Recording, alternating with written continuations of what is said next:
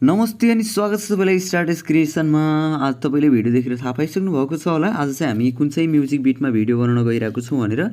यदि तपाईँले पनि यो म्युजिक बिटमा भिडियो बनाउन चाहनुहुन्छ भने भिडियोलाई सुरुदेखि लास्टसम्म हेर्नु होला। र यदि तपाईँ हाम्रो च्यानलमा नयाँ हुनुहुन्छ भने हाम्रो च्यानललाई पनि सब्सक्राइब गर्नु चाहिँ नबिर्सिनु होला। अब चाहिँ हामीले सबैभन्दा सुरुमा क्यापकट एप्लिकेसनलाई ओपन गर्नेछौँ। क्यापकट एप्लिकेसनलाई ओपन गरिसकेपछि तपाईँले न्यू प्रोजेक्टमा जानुपर्ने हुन्छ। न्यू प्रोजेक्टमा गएर फोटोमा जानु होला। फोटोमा गइसकेपछि तपाईँले आफ्नो मोबाइलमा भएको 11वटा फोटोहरू सिलेक्ट गर्नुपर्ने हुन्छ है। 11वटा फोटोहरूलाई सिलेक्ट गरिसकेपछि तपाईँले एड बटनमा गएर क्लिक गर्नुपर्ने हुन्छ। एड बटनमा क्लिक गरिसकेपछि हाम्रो यसमा चाहिँ इमेज आइसकेको छ। अब इमेजलाई तपाईँले रोटेट गर्नुपर्ने हुन्छ। त्यसको लागि चाहिँ सबैभन्दा सुरुमा हामीले फर्मेट चुज गर्नेछौँ। फर्मेट चाहिँ 16:9 को रेसियो चुज गर्नु होला। त्यसपछि तपाईँले इमेजमा क्लिक गर्नुहोस्। इमेजमा गइसकेपछि थोरै साइडमा सार्नु होला। त्यसपछि एडिटमा जानुहोस्। एडिटमा गएर रोटेट गर्नुहोस् है। हामीले 16:9 को रेसियो राखेको थियौँ, त्यो भएको कारणले रोटेट गरेको। त्यसपछि नेक्स्ट इमेजमा क्लिक गर्नुहोस्। रोटेट, यसरी रोटेट गर्दै जानु होला। तपाईँले प्राय सबै इमेजलाई रोटेट गर्नुहोस्। 11वटा फोटोहरूलाई चाहिँ रोटेट गरिसकेपछि हामी लास्टमा आउनेछौँ। लास्टमा आइसकेपछि एउटा वाटरमार्क रहेको छ, यसमा क्लिक गर्नुहोस्। त्यसपछि तपाईँले डिलिट बटनमा गएर डिलिट गर्नुहोस्। डिलिट गरिसकेपछि तपाईँ स्टार्टिङमा आउनु होला। स्टार्टिङमा यसरी सार्दै जानुहोस्। त्यसपछि थोडा ब्याक गर्नुहोस् है।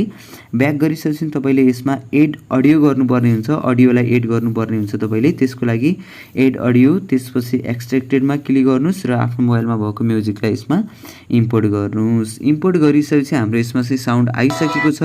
मैले चाहिँ साउन्ड म्युट गरेँ है, किन भन्दाखेरि मेरो यसमा चाहिँ कपिराइट क्लेमर आउन सक्छ। त्यो भएको कारणले मैले म्युट गरेको हो। र यसको नोट चाहिँ मैले नोट गरेर राखेको छु है, ड्युरेसन चाहिँ।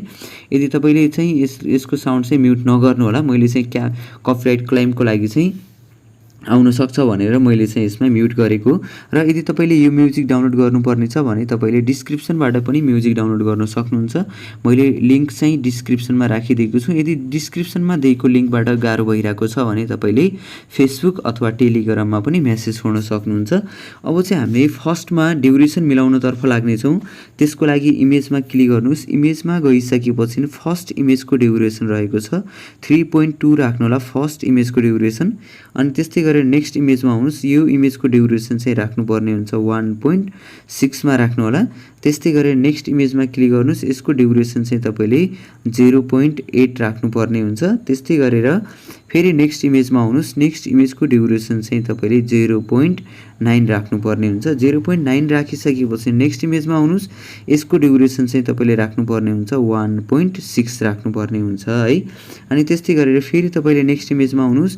यो इमेजको ड्युरेसन चाहिँ तपाईँले 0.8 राख्नुपर्ने हुन्छ।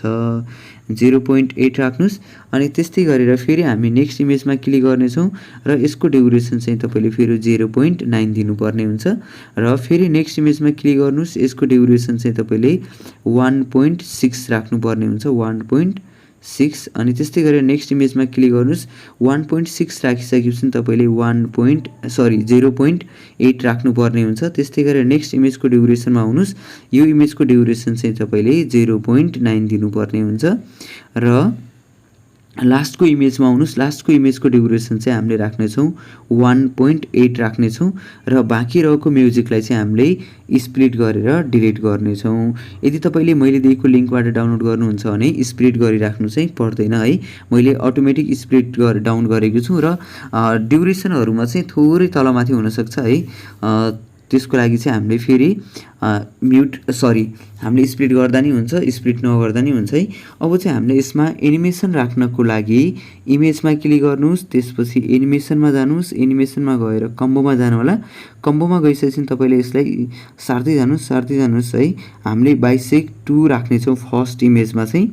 बाइसेक्ट 2 राख्नुहोस्।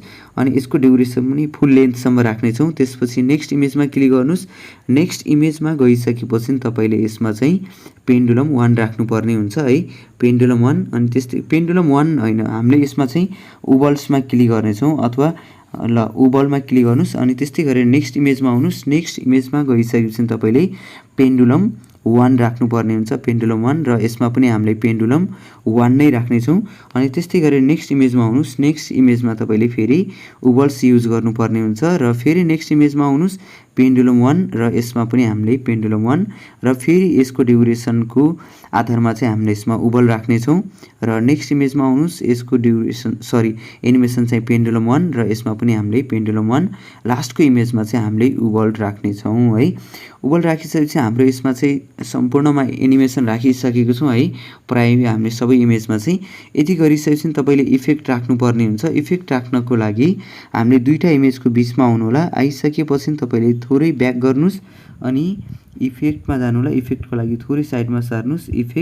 इफेक्टमा गएर भिडियो इफेक्टमा जानु होला। भिडियो इफेक्टमा गइसकेपछि सबैभन्दा सुरुमा चाहिँ हामीले मेटर इफेक्ट युज गर्नेछौँ।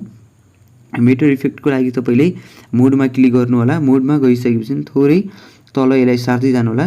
मेटर इफेक्ट भन्ने भेटिन्छ, यसलाई ओके र यसको ड्युरेसन चाहिँ तपाईँले यहाँसम्म राख्नुहोस् र नेक्स्ट इफेक्ट राख्नुपर्ने हुन्छ। थोरै ब्याक गर्नुहोस्, भिडियो इफेक्टमा जानुहोस्।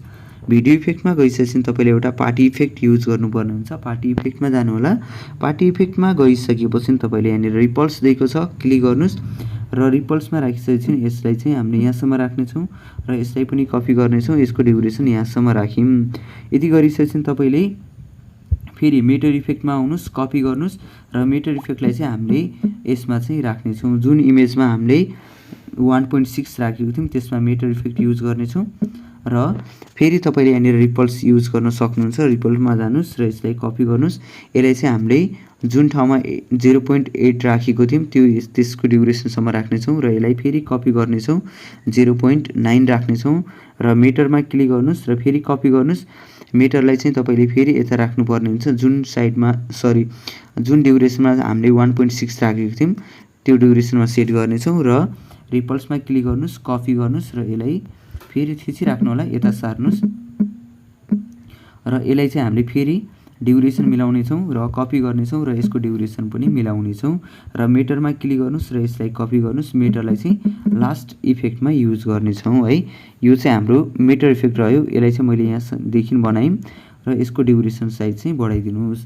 यति बढाइसकेपछि तपाईँले थोरै ब्याक गर्नुपर्ने हुन्छ। भिडियो इफेक्टमा जानुहोस्। भिडियो इफेक्टमा गएर फ्रेममा जानु होला। फ्रेममा गइसकेपछि सबभन्दा सुरुमा चाहिँ हामीले एलइडी इफेक्ट युज गर्नेछौँ है र एलइडी चुज गर्नुहोस् र ओके। एलइडीलाई चाहिँ सबभन्दा थिचिराख्नु होला, सबभन्दा तलको लेयरमा सार्नुहोस् र एलइडीको ड्युरेसन चाहिँ तपाईँले फुल लेन्थसम्म राख्नुपर्ने हुन्छ। अझै थिचिराख्नुहोस् र तलतिर सार्नुहोस् र यसलाई यसरी माथि स्क्रोल गर्नुहोस् र यसमा क्लिक गरेर यसको ड्युरेसन चाहिँ बढाइदिनुहोस्। यति बढाइसकेपछि तपाईँले सेभ गर्नुपर्ने हुन्छ। सेभको लागि चाहिँ माथि एरो दिएको छ, त्यसमा क्लिक गर्नुहोस् र हाम्रो भिडियो चाहिँ सेभ हुनेछ। तपाईँलाई यो भिडियो चाहिँ यहाँसम्म के कस्तो लाग्यो त्यस्तै प्रतिक्रिया दिन चाहिँ नबिर्सिनु होला र हाम्रो च्यानलमा नयाँ हुनुहुन्छ भने हाम्रो च्यानललाई पनि सब्सक्राइब गर्नु होला। भिडियोलाई लाइक गर्नुभएको छैन भने भिडियोलाई लाइक पनि गर्नु होला र हामीले यसलाई सेभ गरिसकेपछि फेरि हामीले यसमा रिअपलोड गर्नुपर्ने हुन्छ है। त्यसको लागि तपाईँले यसलाई पूर्ण रूपमा सेभ हुन दिनु होला। त्यसपछि डनमा क्लिक गर्नुहोस्। डनमा क्लिक गरिसकेपछि न्यू प्रोजेक्टमा जानुहोस्। त्यसपछि भिडियोमा जानु होला। भिडियोमा गएर जुन भिडियोलाई सेभ गर्नुभएको थियो त्यो भिडियोलाई एड गर्नुहोस्। एड गरिसकेपछि सबभन्दा सुरुमा हामीले फर्मेटमा जानेछौँ। त्यसपछि 9:16 को रेसियो राख्नुहोस् र भिडियोमा क्लिक गर्नुहोस्। भिडियोमा गइसकेपछि तपाईँले एडिटमा जानुपर्ने हुन्छ। एडिटमा गएर यसलाई रोटेट गर्नुहोस् र लास्टमा आउनुहोस्। वाटरमार्कलाई डिलिट गर्नुपर्ने हुन्छ।